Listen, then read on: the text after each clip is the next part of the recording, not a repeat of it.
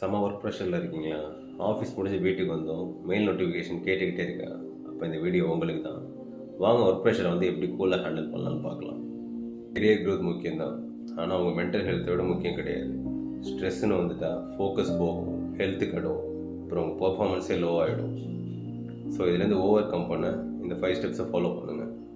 முதல் விஷயம், லேப்டாப்பை மூடி வச்சிட்டிங்க அப்படின்னா ஆஃபீஸ் முடிஞ்சுன்னு அர்த்தம். அண்ட் டைமில் எதனா கால் வந்துச்சு அப்படின்னா லைட்டாக நோ சொல்லுங்கள். இன்கேஸ் தலை போகிற விஷயம் அப்படின்னா மட்டும் கன்சிடர் பண்ணுங்கள். ரெண்டாவது விஷயம், மல்டி டாஸ்கிங் பண்ணுறேன் அப்படின்னு சொல்லிட்டு எல்லா வேலையும் தலையில் போட்டுக்காதீங்க. முக்கியமான என்ன வேலையோ அதை முதல்ல பண்ணுங்கள். மூணாவது, உங்கள் மனசில் உள்ள டென்ஷன்லாம் ஒரு பேப்பரில் எழுதுங்க.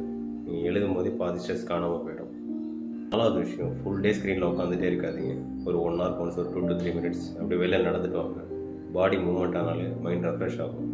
அஞ்சாவது விஷயம், எப்பொழுதுமே சொல்கிற விஷயம் தாங்க, உங்களை மற்றவங்களோட எப்பயுமே கம்பேர் பண்ணாதீங்க. மற்றவங்க ப்ரொமோஷனோ இல்லை அவங்க பொசிஷனோ பார்த்து ஸ்ட்ரெஸ் ஆகாதீங்க. அவங்களோட பார்த்து வேறு, உங்களோட பார்த்து வேறு. ஒர்க்குங்கிறது உங்கள் வாழ்க்கையில் ஒரு பகுதி மட்டும்தான், அது உங்கள் வாழ்க்கையே கிடையாதுங்க. முடிஞ்ச அளவுக்கு ஜாலியாக இருக்க ட்ரை பண்ணுங்கள். அப்படி முடியலையா அட்லீஸ்ட் ஸ்ட்ரெஸ் ஆகாமல் இருக்க பாருங்கள்.